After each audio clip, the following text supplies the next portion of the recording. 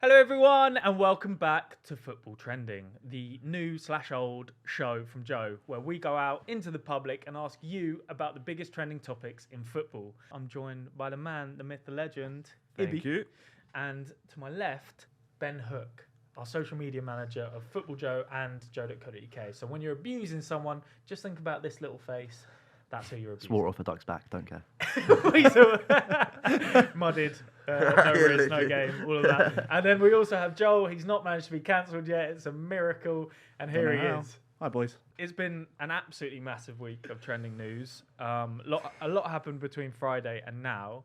And we're going to discuss it. First up was obviously the news on Friday morning that Jurgen Klopp was going to step down from Liverpool at the end of the season. Wait, what? Ben's been in Marrakesh. Yeah. We sent Ibby up to Liverpool to speak to Liverpool fans about where they were. I love Scouse people, by the way. And how they reacted to it. I was sat talking to my daughter on the phone. I just got up, finished my job the day before, sitting talking to my daughter. It pops up on my phone. I've gone, nah, sorry, can't swear. You can swear. I've gone. Yes, so I've gone, no way, love, I've got to go. Looked at, and I sat there before I let anybody, got in touch with anybody. I sat there and got rid of my tears. Yeah. Do you know what I mean? I was like, nah, that can't be true. Straight onto LFC TV, is that fact? Yeah, he was there. I was like, this can't be happening. Now I know how all them people felt years ago when Shankly done it. Yeah. Do you know what I mean? You see videos of it and you're like, nah, that can't be true, that can't be happening. Well, it's happening to us right now. It's real. I was driving my car and I was thinking, I heard it on the radio and it came on. I felt like driving it right into the wall. Felt like just giving up and throwing the towel in. But no, it was on the radio and I heard it and I was gutted. Like, it's one of the worst videos I've watched on social media. When I watched that video of him saying goodbye, it was horrible. Devastated. I grew up watching Liverpool. I'm 20 now, so the team that I grew up with weren't the best. And, I was a bit younger when Klopp got brought in, and we've won everything now, and I'm gutted to see he's going. I'm gutted. So we were both in work on the other side of the office, and I come back in, and I'm like this, and he's like that on the other side of the Walk office. up the stairs, head on hands, and just shocked. Do you know what I mean? And it wrenches your heart. Well, it did mine anyway, you know what I mean? God, I I don't know why we're laughing, boys. I was That's on so nights and honest. he knocked at the door a couple of He times. was so And good. it's like, he got no hand sick, and obviously I was tired. And he said, it's a tough one, now he's got to get out of bed, I need to tell this man. He got me up and he saw me and I went upstairs and had a little cry in my bathroom before I come back down. Honestly, It's absolutely heartbreaking, mate, it really is. But what we've got to do now is go for all 4 trophies and send them off and say thank you. Win a lot of them. I just woke up off a night shift and woke up to the phone blowing up, all the boys in the group chat just giving absolute grief, winding us up, all the United fans, and then Typical. I was in tears like for the full day, like I couldn't hold it in, seeing all the emotional videos, mate. It got us like, just a bad day. I thought it was a nightmare when I woke up. Tough. Horrible. So we have 2 Liverpool fans here, Joel and Ibby. Ibby, you went to Anfield yesterday. It was a weird vibe around Anfield. I'm Yeah. not going to lie. It was like, I don't know, you could tell something huge has happened. Yeah. And funny enough, Joel messaged me last night and he Yeah. literally said, it must have been a weird atmosphere. I was like, Yeah. honestly, it was tough. It was tough. As a Liverpool fan, when that guy was speaking, the first guy, I'm not going to lie, I did get a bit emotional. Because you could tell how much it meant to him. Yeah. Like, it was harsh. How about you, Joel? Did you shed a tear? I was just shocked. I just had breakfast, and yeah, I think like most Liverpool fans, just complete shock. Really, I thought we would have had another couple of years. He's got a couple of years left on his current deal. I know last year there was talk about him taking a sabbatical, but we'd kind of assumed that he'd put it behind us. But I mean, yeah, it's a couple of days have gone by now. It's tough to take, but he's obviously reached that decision for his well-being and for his family, and You can't fault it. no, exactly. And considering everything he's done for the club, it's taken us from mediocrity to the summit of world football. He delivered that elusive Premier League title. It's a tough one, but you watch the interview that he did with the club, and he went into a lot of detail about how he got to it. And to be honest, I don't think how any Liverpool fan could watch that and not feel anything apart from happy for him that he's come to that decision on his kind of own terms, really. So look, what part of his sort of leaving statement was that he felt tired, and I just wanted to speak to you guys about kind of how you view his time as Liverpool manager and how he may have got to being tired, because I think that was the word that really stuck out for me. He's gone up against the machine of Manchester City, the absolute monster. They've got 115 charges against them. You come so close to so many trophies, but you fall short to this sort of beast of modern football.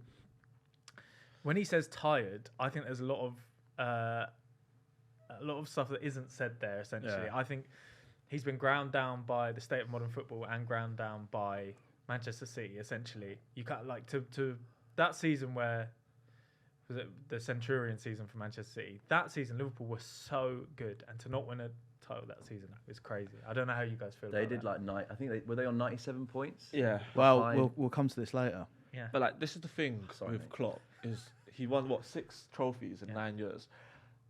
Looking at the bigger picture, that's not like crazy good. Like it's decent, but it's everything else that comes with it. Yeah. It's the time with the players. Like being a football manager now is not just Saturday training. It's like I could dread being a manager because you're just constantly doing something. You're constantly doing tactics, checking on your players. And Klopp's someone that lived, breathed the club, but also the city. So he must have just worked 24. And then once you do that, you have to come against Man City.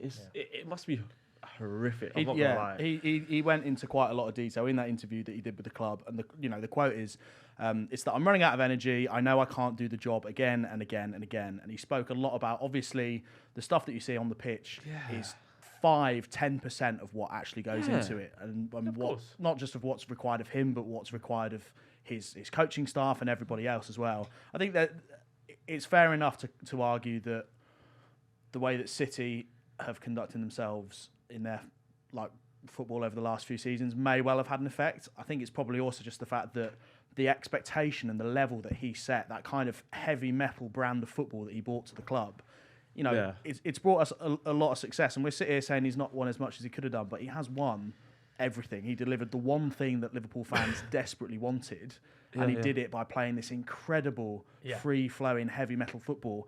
That's going to be difficult. And then, again, people will say that maybe he wasn't supported in certain areas by FSG. He's obviously said that isn't the case, but he has to, right? Yeah. There's probably an area of him. Doesn't anymore. Doesn't anymore. Doesn't anymore. But yeah, I mean, I believe that he is genuinely just a bit knackered. He had that conversation about taking a sabbatical. I think City probably have played a part, but generally, it can't be an easy job. You've seen his annoyance in press conferences has definitely gone up this season. He's definitely more sassy. Yeah, sassy's probably a good word. Yeah, he's definitely more aware of the questions that he's being asked, and I think those questions that he gets, he views them in a sense of like, well, Manchester City have 115 charges against them, and we're sitting here talking about, can you compete with this? Is this signing coming? Is the team tired? And then you talk to him about 12:30 kickoffs, and he gets pissed off because he's like, let's talk about the big picture here. Let's talk about, yes, we work our team into the ground, but we can't go and sign 6 new superstars to come in and refresh the team. Yeah. Like, we have to do it in a way. And so it's amazing what Klopp's done at Liverpool. And yeah, I think, as you sort of mentioned, Ibby, it's not just about the trophies. When he came in, Liverpool were in a bit of a mess. He has turned round that club. He has made them a European giant again. He has made them champions of England again. That is no small feat. To turn a club around is not easy, especially, they've spent money, yes, but they've spent money well. I think his signings have been phenomenal over the years. I think he's one of the best. I mean, obviously him and his team, but he gets the credit because he's the front-facing man. And to be honest, if all you view football as is trophies, then your existence is kind of quite sad, because for 99% of football clubs, they're not going to win trophies. Yeah. And that's literally 99% of football clubs won't win trophies. Yeah. So, yes, turned a football club around, made people proud to be Liverpool fans again, made the city proud to have someone who represents them, not just on the pitch, but off the pitch. And then also won some trophies. Yeah. So, I think holistically, one of the best, an amazing, amazing bloke. And now we go back to Anfield, where we'll find out who people want next. If Gerrard had done a half-decent job at Villa, just top our football, I'd have said him, but he's been so Well, he's been so bad in his managerial thing. I'll put Xabi Alonso. What he's done at Leverkusen is unbelievable. Mid-table in Saudi. Yeah. For me, why? Because he's a legend. Yeah, and you for just what he's done for Bayern Leverkusen. They were 15th when he turned up. Look where they are now, top of the Bundesliga. the club, the fans, everyone will accept him, and he'll all jump on the bandwagon. It will not be about lack of experience. He was a mastermind. That's Jamie Carragher. The day he met him and he walked into the Liverpool dressing room when he signed for Liverpool, he said, I knew that he was a mastermind of football. Against the grain, I go Postecoglou. I'll be honest. I mean, I look at him and I think everybody's talking about Xabi, and Xabi's incredible. I think the job he's done at Leverkusen is incredible. But if you look at someone who's got us, I look at what the Spurs fans have got with Postecoglou. Yeah. That's exactly what we've got with Jurgen. Let's get Poster. Let's get him down here. I do agree. He gives that kind of similar vibe to Xabi Alonso. As like, you know, he'll trust a bit of youth. He'll give you that like kind of. He'll bring the dressing room together. But I think it's the problem is he's only been there a few months. I think if you're talking a year, if this was 2025 and he'd been there for 18 months, 2 years, I think you've got a better chance in getting Postecoglou and tempt them away. But if you don't try, you don't get, do you? For me, Xabi Alonso's the right answer in terms of what, you know, in terms of his history and being part of the club. And again, he's done amazing things out in Germany. So at this moment in time, I think Alonso is also the right person for the job. I don't know about Alonso. He'll just slip in. He'll inherit the back door. Jurgen Klopp's created. Play in midfield for them. It'll just be like going from one stage to the next. Maybe someone like Thomas Frank, because he's got a personality. I don't know. What he's done with Brentford is too big a jump. Unbelievable. So, you know, it's also quite I think maybe he's a good shout. Everyone's saying Xabi, but is he ready? I don't know. No chance, is he but ready? he's a good fit. I don't think so. Style of football. Yeah, like Xabi's doing amazing right now, and he's got the connection with the fans, the club, and everything like that. But let's be honest, no one's replacing Klopp. There's big names in there. I mean, the sort of early front runners that everyone has down is Xabi Alonso, De Zerbi from Brighton is the other big one. That's a good shout. And as we just saw in that clip, there's maybe strangely quite a lot of Ange Postecoglou talk. I agree in that I think he would be a good fit, but he's not the obvious one for me for several reasons. Give it to Gerrard. Give it to Gerrard. Oh, yeah. Finally, someone brave enough to say it. What I will say is we talk about like modern football wearing people down, and I think Klopp is an example of that, because I think in previous generations of football he would have done what Ferguson and Wenger did, like rebuilt over and over again, and like modern football has worn him down. But I think he is the modern day equivalent of those managers. And you all need a fall guy. All of those dynasties, they needed Emery at Arsenal. They needed. Okay. You need someone in the middle. Yeah, United had Moyes, United had Van Gaal. We're still going for fall guys. Spurs to be fair. Mourinho, Conte, yeah. Nuno Espirito Santo. Yeah. Don't forget, 3 months. Yeah. Manager of the season. Gerrard as the ultimate fall guy, like the most loved person ever at a club. Liverpool fans don't want to see that, do they? No, the hero. I don't want to see Gerrard ruin his legacy at the club. It's like, and he's already testing it, right? Yeah, I mean, he's currently proving that he has very little managerial like ability. The funny thing was, that Rangers team, I mean, it was really impressive what he did with them. It was, but like, obviously it didn't work at Villa. They definitely weren't a fan with him. I don't think anyone can sit here and say that they know the brand of football he's playing currently out in Saudi, but his team isn't flying. So I think for Gerrard, it just doesn't make sense. It's like Chelsea giving Lampard the job. It doesn't make sense. Again, you're riding on the back of a legend of a club. It doesn't make sense to just give that. You have to be ready to go into a club the size of Liverpool and carry the expectations of millions and millions of fans globally. And a lot of people can't handle that pressure. You see it with Man United all the time. The club is bigger than what they're ready for. Yeah. Appointments like Lampard, it's about appeasing people with recency bias. That's all it is. It's nostalgia. It's appeasing people that want the nostalgia. And you'll hear people go when Pochettino does finally move on, you'll hear people call for Lampard again. They'll say he's had enough time out, or Terry. And it's just like, I for one would love Chelsea to hire Frank Lampard again or John Terry. I just think, nepotism's brilliant and all that, but just please go and prove yourself. Please go and prove yourself. Prove you can do it, even at a lower Premier League team.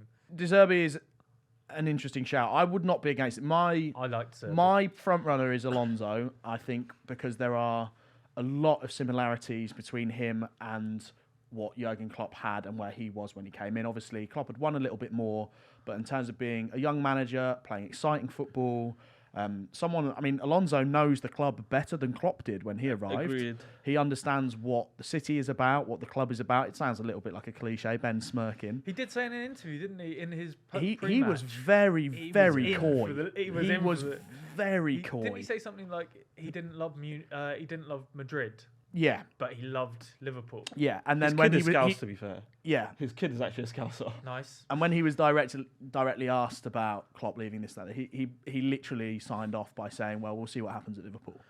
I would not be surprised if, considering Klopp told the hierarchy in November. Yeah. I wouldn't be surprised if conversations have already taken place on some level. He's going to get the Football Manager notification where it's like, attend interview, decline interview. Yeah. But this, like, sometimes I feel like since Friday, we're looking to replace Klopp in terms of him instead of getting a manager and letting him be.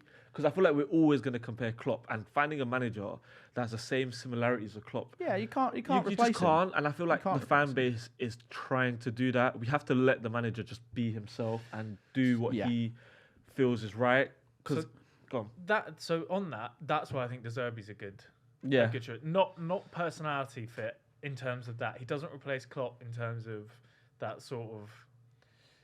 He's not going to represent the city in that way. But De Zerbi, on the pitch, football-wise, phenomenal. Has lost a lot of players and has just sort of. He's just taken it. They continue to play the same brand of football. You know what Liverpool are going to. What Brighton are going to come out and play like every week. It's a brilliant brand of football that could.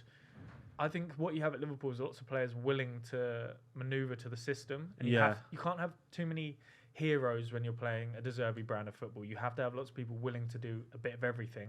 Liverpool have that at the moment with a really young, brilliant, it looks like brilliant new youth setup coming through right now. I think De Zerbi fits it really well, and it means that you won't go. And I think FSG will see him at really high up the list as well. Someone that can do a lot with not a lot. Yeah. So, question for you, Joel. Yeah. Because you're a Liverpool fan. How long do you think that rebuild process to take? So let's say Alonso De Zerbi comes in next year. What's a realistic target for you to finish? Because it's hard to go from challenging everything to now doing that rebuild process. It's really interesting. That was one of the things, I think, one of the reasons I was so shocked. As I said, he signed a new contract until I think it was 2026. The idea of announcing that now in the middle of a season where we are rebuilding, where we're doing so well, it maybe does feel a little bit funny. I mean, one of the things that he said in his interview, he said, for me, it was super important. This is after last season. For me, it was super important that I could help bring this team back on the rails. That was all I was thinking about. And then I realised pretty early that it had happened and we had a good team with massive potential, super characters. I could start thinking about myself again. And that was the outcome that I decided I wanted to go. Yeah. It's really interesting because, I've kind of been saying this all season. Liverpool are currently sitting pretty at the top of the table. We haven't played our best football because we are going through a rebuild. Yeah. We've played some good football. We've played some awful football. We've got some lucky results. We've got some really good results. In terms of where the team will be when Klopp leaves, every manager that comes in is going to have different ideas about what the club needs and the areas that it should be strengthened in, the people that should be brought in. This rebuild, I think... I'm hearing excuses. Yeah. He is hearing excuses. I'm hearing excuses. I'm hearing excuses. We haven't talked about Southampton fan, I by the think way. you lose a couple of players. I think Mo Salah... I think Salah goes. Salah goes. I absolutely think Salah goes. I think you might lose a couple of others. I think... This is just my opinion. I think Trent potentially looks a big move. You know, he's now in his prime. Interesting. That's a huge call. No, I actually agree with that. This is just my opinion. Yeah. I think Klopp is the defining factor of that. Yeah. Liverpool, obviously, one of the biggest clubs in world football.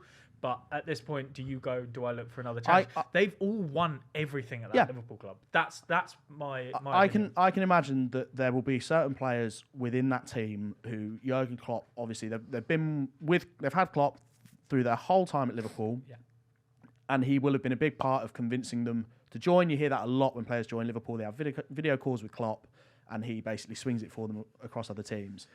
Not quite Ange's video calls. Not quite. You know, Klopp making this decision now has given Liverpool 6 months to do their due diligence to find the right person to bring in. In terms of the state of the rebuild in 6 months' time, it's impossible to know what we're going to do in those 6 months. If we were to go on and win everything now, who wants to leave? I don't think anybody does if we win everything. I don't know. I still think, look at Gundogan. You win everything, and then you go, okay, I'd love to try playing in Barcelona. Yeah, I mean, maybe. Barcelona are not better than Liverpool. No, maybe. And there's not many clubs that are better than Liverpool, but it's not always about that. It's about the experience, the life experience, the chance to try something new while you're still in your prime.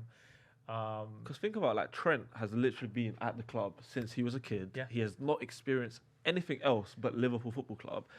Naturally, you'd want to try something new, come out your comfort. And Trent seems like that person. Like he would want to come out of his comfort zone, potentially play at the Bernabeu or the new one, and try something new. So I honestly do think that we're in big trouble in terms of players going. I'm spitballing, but that's what happens when these big projects come to an end and everyone's won everything. Sometimes your big hitters, your absolute superstars think, do I need to try something else? While I'm in my footballing career, do I need to try something else to justify, this life that I live that's just football? I think Salah is nailed on. I think Salah will absolutely go now. If it's not the Saudi League, it'll be someone else because there's been people sniffing around Salah for 8 years, and you know, it's very difficult to know whenever there is a full changing of the guard. It's very difficult to know where even established players are going to fit within a manager's plan. Exactly. So look, the only other one that was mentioned there was Ange Postecoglou. As a Tottenham fan, I can tell you to get the fuck off him. Yeah, and as a Southampton fan, hands off Russell Martin. That's it. That was the other name that you might not have heard. Hear them say it. They almost other said people. Everyone in here is saying that. I think they was thinking it. Yeah, they were thinking I can it. see that. No, Ange is a great fit. Ange is a great fit in terms of if we're talking about like for like replacement, in terms of you're going to get the personality, you're going to get the football, and you're going to get sort of the trophies TBC. Obviously, he's won a lot elsewhere, but especially that sort of if you want someone who represents Liverpool as a city, and shares the same morals and the same. That's very close to what Ange is doing with Tottenham, and it's making him incredibly easy to love, essentially, because I think all Tottenham fans, as Liverpool fans have had with Klopp, are feeling this connection to him because he's just saying the things that we're all thinking. Facts. He's not overcomplicating it as well. Like, it's not hard to be a decent person, and he is just saying all the right things, and it pisses off a lot of people because he isn't overcomplicating it. He just says his opinions, and lo and behold, it's what most people I do think like Spurs are a lot more likable with Ange. Like, but you hate Spurs anyway. That's become clear. No, I hate Spurs, but Ange, I would love to see him at Liverpool, but I just don't. Like, it could happen. He's a Liverpool. Where do you think Spurs finish this year? And depending on where you finish, if Liverpool approach him in the next 3 months and say, well, look, we've got a short list. We know we see what you're doing at Spurs. We don't have to make this decision now, but come the end of the season, what do you think? It doesn't seem like his personality. But also doesn't seem like his personality. Also, that's a good shout though. I think. Well, look, Spurs, as I was saying to you before the show, are only going to play 41 games this season now. We're out the FA Cup, went out the first round of the League Cup, no European football. So I would expect us to come top 4 now. I didn't think that before before the season. The football we're playing, the players coming back, in a week in 2 weeks we'll have Son, Basuma and Sarr back. I think that's a fully fit squad with the new signings in. There's, I think, no reason now not to push on and try and get top 4. I don't think there's 4 better teams than Tottenham currently right now. I think Ange is a project guy. He seems 100%. Like I'm here for the long. I've signed up to this contract to deliver X, Y, Z. But when Liverpool come calling, but also, I don't think it has. I think as I said about the fall guy, I think there is a massive risk. There's a middle. Literally anyone in world football going in. Agreed. And it just doesn't work. It could be literally the greatest manager ever. I mean, that's a huge risk, and that's part of the thing about following Klopp. You can't replace someone who is that well suited to the position. There is every single chance. It's like in any job, you want to go in after someone awful. Yeah, 100%. You want to go in. Like, oh, he was rubbish. Look at this. That's the first thing you want to hear in any new job, like geezer before you. Didn't do this, and this. It's like, well, not the geezer before you was amazing. We all loved him. Let's see how you do. And also he's left half of his team, and you've got to decide whether you want to. He signed all of us, paid us a lot of money, and won a lot of trophies with us. Good luck bringing your project in. So look, we're talking about that. We're talking about what he means, and Klopp obviously means a lot to the people of Liverpool. So we went out and we asked them what he means to the city.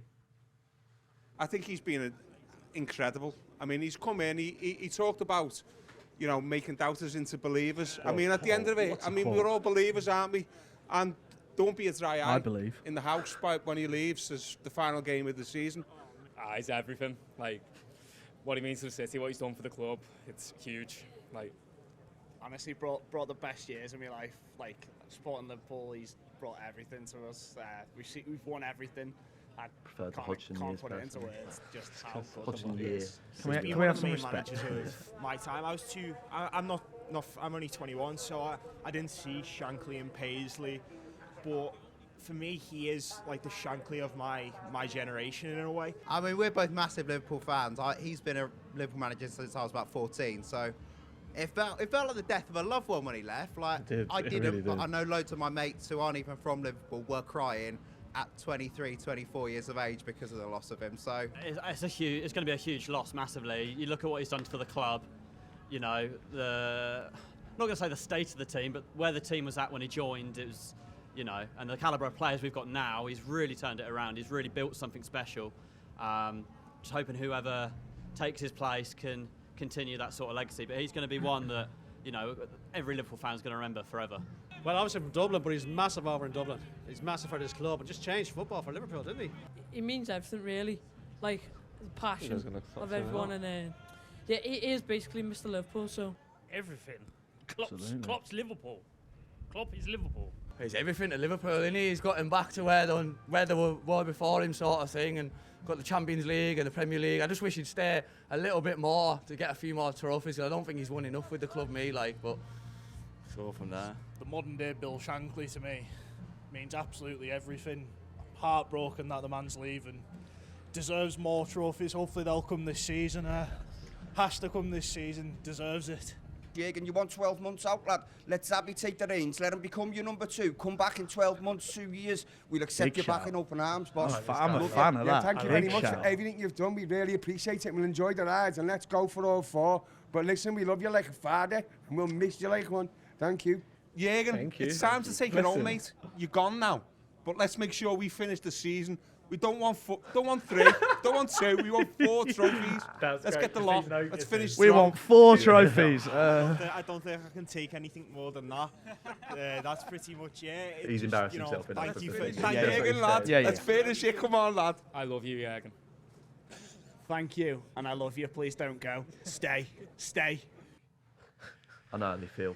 Nigel Atkins, back-to-back promotions, 2012. Go on, get yourself get it all out. No, honestly, it is actually a bit of an emotional one. I think that does typify what the best thing about Jurgen Klopp's reign has been, like the reconnection with the fans. I think I'm pretty objective about the big clubs where it's like the top 6 are so far away from the club I support. Yeah. I really like watching a club reconnect with its fan base. Like Arsenal and Arteta have done it recently. Yeah. And that was the case for Liverpool. There was a little bit of apathy with Liverpool between 05, like the Champions League win, and then sort of Hodgson, even Dalglish, where it was like they were going through those like vibes appointments, and it just wasn't working. And it was just like constantly just underachievement. And that Rodgers sort of threatened to do it. Rodgers got close. I think people like to underplay Rodgers' time at Liverpool. But then also signed some terrible players. Like there was signed Ricky Lambert off us, Ricky signed Dejan Lovren off us, Some signed terrible Kleins, a lot more. And it's like, I think that is the real success of it. And it comes with trophies, but it also comes with like him as a person, especially in those first 3 or 4 years. Like, I wanted Liverpool to do well outside of supporting Liverpool because they were just great to watch. And it was a fan base that was reconnecting with its club. I think outside of it, he annoyed me more with like the 12:30 kickoff jibes, wanted a winter break, and I was like, the outside of it, the last couple of years, I think it got to him, he got tired. Yep. But actually that first like 4 or 5 years where they were just on one, running at City, that was amazing, the reconnection was just great to see. And I think it shows there that it's lasted even during the rebuild, even during like a trophyless season, whatever. I think that's the biggest testament that a football manager can have. Yeah, this is it though, because like I'm like someone mentioned at his age, I'm 24. Like he's literally been through like most of my footballing journey. Because I supported Liverpool when it was at the top of our game, and then as I grew to love football more, I had to deal with Hodgson, Kenny Dalglish, and it was piss poor. Like it was tough. And then you just get this guy come in from Borussia Dortmund through my GCSEs, A levels to my degree. Yeah. And it's like, I could literally go to all my lectures and just start chatting shit to people because I've had it for years. And like, he's given me that power. And like, he's the nicest guy ever. Like, no one could ever take away. Like, I was lucky enough to meet him. Just look at the guy. Like, I cherish his picture, by the way. Who had that on the sweepstake? Like half hour? Nice to get it. But yeah, like, honestly, the nicest guy ever. Like, and this goes back to it of like, he does everything with like, full throttle, and like even like his media duties. Managers, players, sometimes they don't care, but he put all his effort into it. So he put all his effort into everything. Yeah, no. And look, that's you run out of steam when you do that for as long as he has. It's an intense club, I think you mentioned it there. Apathy is like football cancer. Yeah. Once you feel apathy towards your club, you lose the fans, you lose the passionate games, you lose interest of the players, and basically all we're looking for as fans is a manager and a team that we can feel some sort of connection with, something where we feel like, that you see yourself as part of something 100%. And believing in something. And he brought that. And that's definitely important to Liverpool because Liverpool, Scouse not English thing, he got that. He brought that up in his press conferences about like why, when Liverpool fans booed the national anthem, he spoke about, well, why do you think Liverpool fans might do that? Why do you think they'd feel separated from a country run by the Conservatives for as long as they've been? And like that is really important to Liverpool fans. I think it's important to lots of fans, but Liverpool fans specifically. I think when he first arrived, there was a lot of talk about the similarities in the cultures between Dortmund and Liverpool, and the fact that he could empathise and he would fit in well. And obviously, very quickly, it became obvious that that was the case. Yeah. He has a very, I think, innate understanding and empathy for where the club has been previously, and also what it means to support the club. I mean, to be honest, I'd go as far as to say that he knows what it means to be from Liverpool, which is a phenomenal thing because he's a middle-aged bloke from Stuttgart. He shouldn't know what that's like, but he does. And lots of people have compared it to when Shankly resigned in '74, and no one was expecting that. No, his quote, "Liverpool was made for me, and I was made for Liverpool." That's literally it. Like that is how it feels. And I don't think, in terms of a personality and in terms of somebody who can relate to the city and the people in the same way and get all the values, I don't think you can get a better fit for Liverpool Football Club. The best way to put it is I cried. Yeah. I generally cried. I'm a big man. I'm generally a big man to cry over a manager. And I honestly on Friday I had to come down to the studio and like Shawnee and Finn were just looking at me like, who's this muppet crying over a football manager? Like it was tough. And Joe just kind of went through all the points to why he's just that guy. The way that he aligned himself with like Liverpool fans are like unique in English football, and he aligned everything that he said was clever, or just he bought into it, but like it was clever because he just said what Liverpool fans were thinking. They were angry at 12:30 kickoffs, so Klopp was angry at 12:30 kickoffs. It was like all of these things he kept aligning himself with the fans and doing it very, very intelligently and with like generally good moral fibre. And it's because he's one of them. Everybody that manages Liverpool, when they leave, they say, I'm going to be a Liverpool fan forever. That's how it works. That you weave yourself into the fabric of that club when you are there, and that's why he does align himself with the fans, because I don't think it's just to appease the fans, it's because he believes it. The last sort of point on Klopp is, where does he rank in Liverpool managers' history? So we went again back to Anfield to ask the fans. In the Premier League era, there's only one that comes close, and I'm not even going to say his name outside my stand. Yeah, you know what we're talking about. I'm not even going to say his We'll name. just give his initials, AF, absolute brilliant. Paul Jules. I love these guys so much. Yeah, Klopp, outside AF. Yes, it's Jurgen Klopp. He's got to be up there. I mean, when you think about the fact he's had a bit of a less backing than Pep, shall we say, he's done a lot. He's done well. I'm gonna say probably just below Fergie, because you know what he's done, transformed our club from a Pep had the money, by the mid-table way. club Don't even. to Fergie never got more than like 80 points in the Premier League. In the world, like in City. Some objectivity. It's monumental, and the budget he's had to work with, unbelievable, absolutely unbelievable. Yeah, there's no doubt, like, Pep Guardiola, amazing manager, but what Klopp's done to go up against him with, like, the resources he's had, like, yeah, we sold Coutinho and brought in 2 class players, but we've not spent the money that other teams have, and he's put the connection back in with the club, so Wenger. the fans, the club, Wenger's up everyone there. together, like, that's Jurgen that's done that. Top 3. I thought this guy's going to kill me, by the way. Well, Sir Alex at the top, as much as I hate to say it. Now I'll probably say Pep. Yeah. You put him in front of Arsene Wenger. Yeah. What? He's done one invincible season. And the rest. And the rest. Fan's a fan. That's a It's not a great no, take. we don't I'm a argue Spurs about that. You fan, know, I'm some will like- say Ferguson. For me, I look back further than that. The football didn't start in the Premier League. I look at Paisley. Paisley is the greatest manager that this world has ever seen. Never mind England. Paisley was incredible. This world But if we has want everything you to think talk of. about Klopp, you have to talk about individual clubs. Yeah. And for us, there's no one better. Other clubs will argue against us, but for me, I'll always back Klopp. He's our top 3 managers of all time, isn't he? So there we go. I think there was some objectivity and there was some lack of objectivity as well. I think if we're looking, let's just say Premier League started 1992. Let's judge it from there, because I think going back further and further, we're talking in hypotheticals. Yeah. No one sat and watched all of Paisley's. How convenient.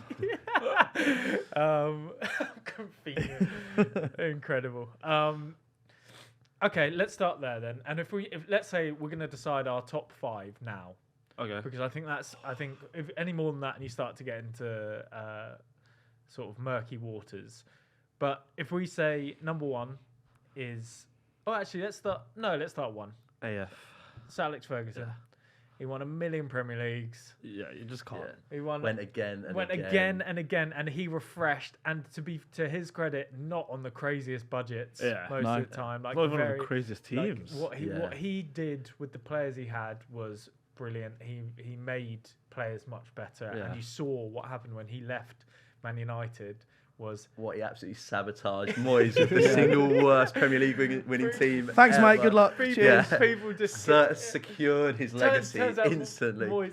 I need you to back the new manager. I, however, don't back him. Shit. Yeah. Look, if you sign Fellaini and anyway, look. Fellaini. Oh my god. Jeez. Let's say Sir Alex Ferguson's number 1. If we're coming in then at number 2, Klopp. No. You're saying Klopp. Yeah. You're saying Wenger. You're saying 100%. Wenger. You're saying. I'm saying Klopp over Wenger. You're saying Klopp. I think I'm reluctant to put Pep too high up the list, to be honest. Yeah. So the reason I say Wenger is because you don't have. Well, you probably would have done eventually, but Wenger was just the guy that did nutrition, changed the way that football was perceived in this country for the first time. 100%. But then also was hugely successful. Overall, did win. He didn't just have 1 invincible season, although I'd say that is the single greatest, arguably the single greatest. Don't say it. I was speaking to Premier League season ever. Not losing it is I was so actually hard. speaking to a Man City fan about it yesterday. Do exist, and he basically said to me, Pep has technically made your manager leave. Yeah, there's definitely. This is what I brought up earlier. I think part of the reason is it. Pep is one part of it. I think it's more just the state of that modern game. It's the relentlessness of it. It's incredible. You think you're getting closer to City, and then they sign the next player. I get tired of it just watching this amount of football. I watched Spurs City on Friday night, and it was like I described it as drowning. You just sort of sit there, and you're like, "There's nothing we can do." Yeah. Like they just strangle you, they throttle you, and we played quite badly. But the way that they drive you into the ground, that style of football, that's Pep Guardiola. For me, he's actually second. Really, yeah. For me, he's second. I think football he's got, that City team. But again, he came into a City team who were very dysfunctional. lots of average players. Yes, they've signed a lot of players to make that better, but some of the football that I've watched that Man City team play is incredible. Yeah, off the scarf. So if they get guilty of all these charges, does he still go second for you? The thing is, it's Manchester City, the football club, that get the charges, right? He doesn't sit there and look like at the top of some crime lab going, agreed. Sign more players. Agreed, but he technically got these players through illegal activity, hypothetically, can't get cancelled. Hunter, do you think if the roles are reversed, I 100% believe that Klopp can do what Pep did on Pep's resources. I'm not sure I believe that Pep can do what Klopp has done on Klopp's resources. I think there's like a backwards theory to that in terms of I think Klopp is actually successful because he didn't have the budget and the way that he wanted to play football. Yeah.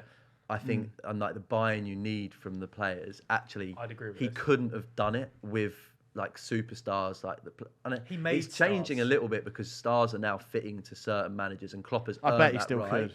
I bet he could. I don't know whether he would have done it with the budget because it's like you see what United have done with an like huge budget with some good managers in there, but they just have players that don't want to fit. They want to be they want to be the superstar, and I think Klopp can't deal with superstars. To say that he can't manage egos and can't manage superstars is crazy. He's signed personality. He has, but it doesn't mean that he can't handle them. I'm not saying he couldn't, but I'm saying I think it is key to his success is that he didn't try. He didn't go and sign someone from Real Madrid like a Casemiro signing or anything like that, where it was like they were always signing upwards on upward trajectories, and it meant that even if he could have signed superstars, he didn't. When push comes to shove, Manchester City went that extra distance, and that's Pep Guardiola driving them forward. That's him setting that tone. Breaking financial fair play doesn't also guarantee success. No, it doesn't. That's true. Any other the blue side, Merseyside. You're like, we did that. I think people love to underplay Guardiola because he has gone to very successful teams and been very successful, but he has made those teams successful. Barcelona weren't brilliant before Pep Guardiola got there. He made them fucking unstoppable. Probably the best team I've ever watched play football. Agreed. Bayern Munich, he had success there. You would expect success from what he's done with Manchester City is come into a league that was dominated by Chelsea and Manchester United, and he is dominated. We've got to the level of the Bundesliga where he has won so much in the last 5 years that we're like, yeah, Manchester City just are going to win the league again. That's him. That's him setting that levels. Have they cheated along the way? Yes. It looks like yes. But for me, he's 2. I think then it's a debate about Wenger and Klopp 3 and 4. I actually don't know which way around I'd go. I think there's a lot of recency bias with Klopp. Some of the Wenger football is, it's still described as Wengerable. Like the football Arsenal played at times under Arsene Wenger, unbelievable. The reason why I would have Klopp above Wenger in like second, third, whatever, is because of the way Arsenal fans actually ruined his legacy. No, am I wrong? Arsenal fans ruined him. Like he was still playing great football with we talk about lack of backing. Yeah. That post Emirates era Arsenal under Wenger was literally nothing, losing their best players year in year out, and he was still getting them top 4 playing beautiful football with tiny little footballers. That was the best thing. It was they just didn't sign anyone over 5'9". It's just but it's so hard. It's so hard to back a manager that your own club actually stopped backing at a certain point. It was at points it was hard to watch, and that's one thing I would hate for us to do with Klopp, because at times last season you could kind of see people getting tired. Yeah, people getting tired, people getting frustrated, but we stuck with him. And Arsenal, sorry, Jem, are a terrible fan base. Don't cancel me, please. But to do that to the guy that's won you the trophies. When's your next trip? I say your next trip to the Emirates is going to be. He's done this on both the first. He did it last week as well. No, because I'm North London clubs. I'm sorry, but the way Arsenal fans went about that is actually just quite tragic. Anyway, look, we've gone off piece. If we're saying who are you having for 3, 4, 5? Let's go through them now. 1, 2, 3, 4, 5. So for me, 1, Alex Ferguson, 2, Klopp, 3, Pep, 4, Arsene Wenger, 5, Mourinho. Yeah, I think that's probably fair. Yeah, so mine are top 2 were Fergie, Wenger. Ooh. I then go Pep, Klopp, Mourinho. Fergie, Klopp, Yeah. Pep, Wenger, Mourinho. Okay. I'm probably closest to yours, to be honest. Real football men. That's what it is. Ball knows ball. Anyway, look, there was also a load of football this weekend. The FA Cup served up some brilliant action across the weekend. Obviously started on Friday night, few decent results. But the biggest result of the weekend was the Maidstone result. Up the Stone. A 2-1 win away at Ipswich Town. Ipswich with, I think, 38 attempts. 38. I love that. Maidstone, two on target, 2 goals. I've been there. Football manager, year in, year out. That's what the FA Cup is fucking made for. If you were doing the film of the FA Cup, that would be the storyline, right? I think sometimes the FA Cup still gets a lot of disrespect. Yeah. That was a fun game to watch. Yeah. And also, just the dream result. Obviously not for Ipswich Town, who will probably fuming. Oh. But they're the first National League North or South side to progress to the last 16 since the split was introduced in 2004. Huge. That is the FA Cup. Incredible. That's beautiful. Now let's go to the draw. Let's fast forward. So Bubble. Again, you probably saw this on social media. If you didn't, we'll put the video in again. But all the Maidstone players came together with fans to watch the draw for the FA Cup for the next round, and just show it. This was it. Let's just play it. City. Number 7.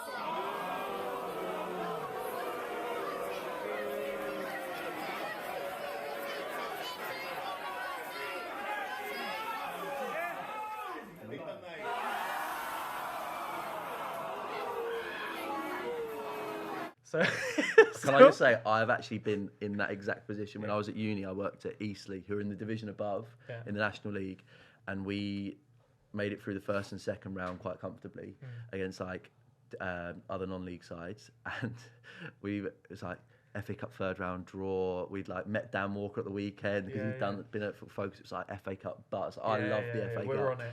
And it was the most. We got Bolton.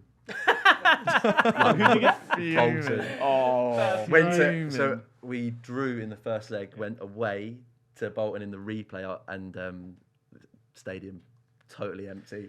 So they get either Coventry or Sheffield Wednesday. You'd be gutted getting that far through the draw. Yeah. Still having three? I think it was 3 Premier League sides, Championship draw, and then and ending up with a Championship draw. Yeah. Fuming. The other sort of big game of the weekend was a game we haven't seen for a while. West Brom versus Wolves. Waited 12 years to see this local derby, and the game didn't disappoint. It was fairly rowdy, but what the scenes we saw, I think it was described as like scenes we haven't seen since like the 80s, 90s. In the ground. In the ground, it was hot. Yeah, I heard on comm someone had asked a fan before the game, like, will you be bringing your son or daughter to the game? He was like, absolutely not for this one. But I mean, there was so many different elements to it before it really kicked off. One, the Boiler Man still gets me. Like, and he was still going. He was out on the pitch on his own, and the Wolves fans went for Boiler Man. I mean, quite rightly as well, by the way. A man in a boiler suit, and so I think like there was a lot that set the tone before it all absolutely kicked off after Cunha's goal. It was fans in the family end, like away fans in the family end. And that's what I'm saying. Like, you can't do that. Like, that's actually. But people do, and people do it so often. It happens all the time. Yeah, but like, I just find that like, if you're gonna do it and the opposition team score, just shut your mouth. Yeah. And there was also when Neto scored, there were flares already thrown into the West Brom end. So like the pressure was building. It was like this cooker, and then I think when the Cunha goal goes in, clearly a couple of Wolves fans celebrate again. And this game doesn't happen a lot anymore. And, it's a proper rivalry. West Ham Millwall. Yeah, exactly. And so it just all kicked off, and you could see the chaos. Some of the scenes coming out look like bloodied blokes. Yeah, that's nuts, man. Bloodied boiler men. Yeah, bloody boiler men. Bloodied mascots. But and I think Tommy Doyle had water bottles chucked him as he was coming up. Like there was a lot going on, and in amongst it, Wolves get their best win at West Brom. I think the last time they won in the FA Cup at West Brom was in 1949. Jeez. The last time they won at the Hawthorns, 1996. You know when commentators say, we were saying before, like scenes you love, like nobody wants to see that. Nobody wants to see scenes like that. This was just past the point of scenes I actually do want to see. I didn't want to see this level. Wanted to see a little bit. I wanted, when you see these derbies, you want like, I'm always disappointed by some of the Premier League derbies because the players are so good and so disciplined that actually they all do they all do the thing that a fan doesn't want to see. I want to see a player fly into tackles, and there was an element of that. My favourite bit of the game was I can't remember which Wolves player was breaking. Carl Bartley has just gone bang and just like bodied him like full on NFL style. There was no attempt to look like he was playing the ball. No. And then Craig Dawson going up to him, I was like, that is two proper centre halves going at each other. I was like, it's like proper football there. I think I said it before, it's one of my like major football fascinations is when they have to cut the game for a little bit and everyone's scrambling around. The producers are like scrambling to people around the ground. Each of them don't know no one's got a clue. They're like, and now we'll go side of the pitch, and he's like, I don't know what's happening. Players are going inside. It looks like he's like, now we'll go to someone over he's in the back room. They're going, no idea. You're waiting for them to cut side. You know, the Ollie from Family Guy is like, it's raining sideways. How's it raining, Ollie? And then they go back to the studio and they all awkwardly say how bad it is. So awful, bad. terrible, It's awful. terrible Yeah. Do you want to watch some highlights quickly? Yeah. Go on then, stick on. Here's the first goal. It's always worse in a 0-0 when it happens. 100%. You need like, got nothing to lean back on. 3-2, 4-3, some goals to watch. Nothing to say. And then all of a sudden it's like, anyway, we're going back to the pitch now, and here we go. Football. Everyone loves football. Remember it's a weird tone change as well, where it's like, like this has gone too far, and then it's like, we have to be serious. There's a game again, but I think not. What you could keep seeing as well, people kept going on to West Brom fans, clearly trying to get round to the other side of the pitch, just kept coming on, and that was delaying it further and further and further. So, not the scenes we want to see at that end. I think the game up to that point was quite fun, quite rowdy, but obviously we've ruined it again. Anyway, okay, look, today, to wrap up the show, let's do something fun. And look, Joe's known for the pub quiz, and so Joel has put together a little quiz for us to play. I have. It's all about, obviously this whole episode really has been about Jurgen Klopp. So it's going to be about Jurgen Klopp and his time. I can't wait to know more. His time at Liverpool. Well, this is it. Ibby, no pressure, mate. The expectation is on you to do well here. These are in lieu of buzzers. Because we have budget, but we don't have that much budget. Get your yellows out. What's the point scoring? How do it? Just 1 point for a correct answer. Yeah, I'm just going to decide. Fair. We'll do like a point for each answer. There's some way you can get a couple of bonus points as well.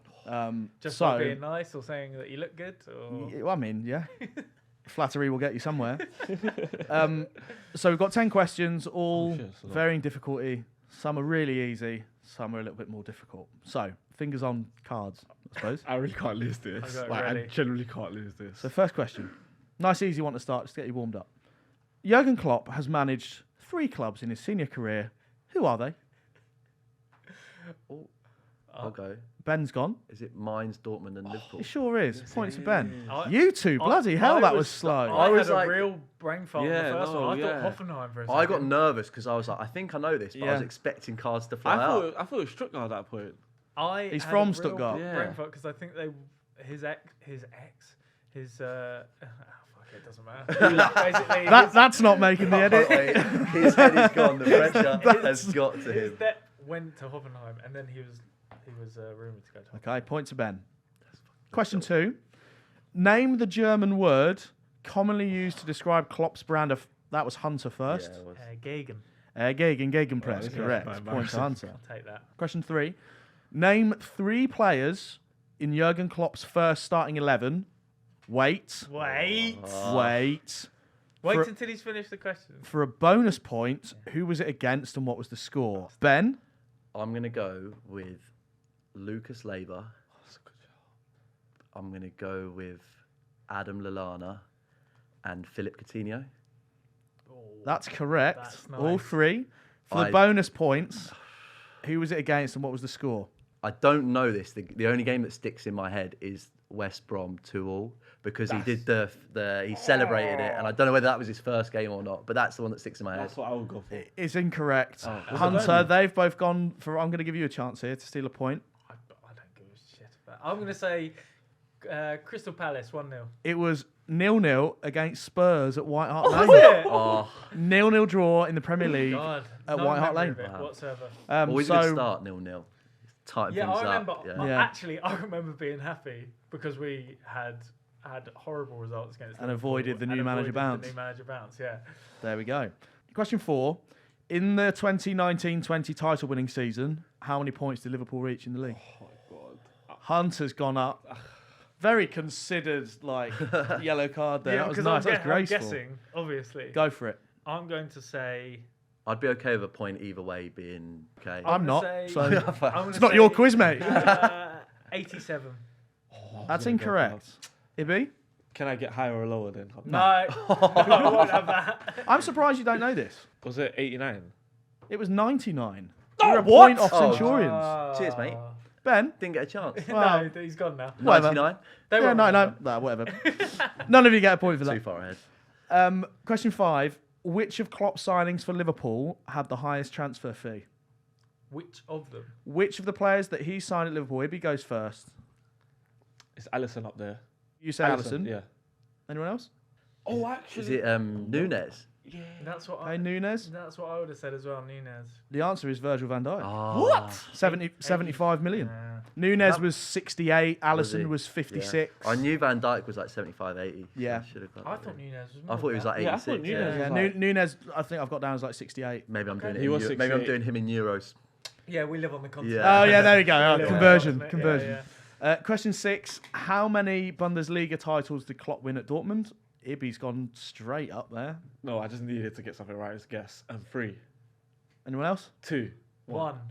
I would have gone 1, yeah. It's 2, so no points, unfortunately. Oh. 2010-11 and 11-12. I do not remember. Okay, so help me out, bro, please. A little bit more of a niche one now. Question 7. In his first season as Liverpool manager, Klopp broke his glasses celebrating a last-minute winner against Norwich City. I know. In a 5-4 thriller at Carrow Road. Put the card down. Who scored the winner? Yeah, it's Ben. Go on, Adam Ben. Lallana. It was Adam Lallana. Point for Ben. You Reds! Come on, you Saints. Get in the room Come wherever on. he can. You got to respect it. You got to respect What was it, 5-4 that game? It was 5-4. Yeah. Question 8. Liverpool won the Champions League in 2019 after beating Spurs 2-0 in Madrid. It was Jurgen Klopp's 3rd Champions League final. How many Champions League / European Cup finals have Liverpool reached in total? What, in reach? Klopp era? No. In total. What? It's a general Champions Liverpool League question. / European Cup finals. Cup. Oh, I thought you were going to ask a Oh, that is question hard, that I saw actually. the answer to They've last won, week. what is it, they've won 6. I'm not talking about my working. Mental maths, boys. Go on, I'm Ibby. going to do a guess. 11. Anyone else? I'm going to say 10. I think they've won 6 and lost 3, so I'm going to go 9. It's 8. Oh my God, man! for God's So they've only lost 2 or won 5. And 6 lost the year before against Real Madrid and lost in 2007 against AC Milan. fair. What, are we talking about Club World Cup as well? Champions League / European League, Cups, you're mate. You've got to listen to Oh, I the thought it said European... Like, Got to listen Oh, to the come question. on, listen to the World Cup is question. Got to read the Come question. on. Got to read the Listen to the question. question. Yeah, it's part of the exam skill, mate. Question 9. Who was Jurgen Klopp's first Liverpool signing? Multiple choice here. Because they came in together. A. Steven Corker. B. Marco Grujic. C. Joel Matip. Or D. Gini Wijnaldum. Oh, Ibby's gone I first just again. need the plane. I am going for... Who was C, by the way? So A. Steven Corker. B. Marco Grujic. C. Joel Matip. D. Are you Gini sticking your hand Wijnaldum. up at not knowing I'm just going to go what? for C, because I need a point, right? It's a clock So quiz, I got 0. Joel Matip, what would you boys have gone Oh, for? that would've means said- it's not right. It was between Corker I'm and gonna say- Wijnaldum. yeah, I'm gonna I say think I'm going to go Corker. Corker. The answer was B. Marco Grujic. I knew it. It was the third option that I was going to go for. I'm going to say...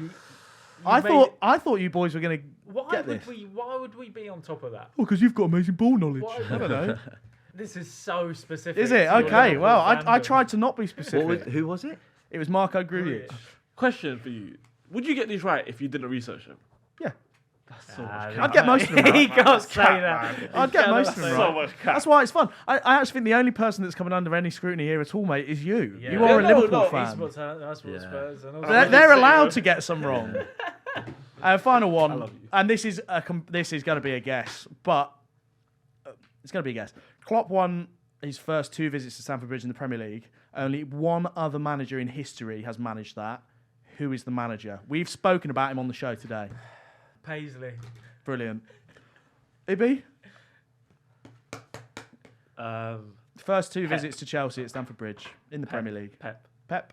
No, I think Pep started poorly. He struggled in the first 4 or 5 months, first season. We've mentioned him today. I think it's going to be Arsene Wenger. I'm just going to go Fergie.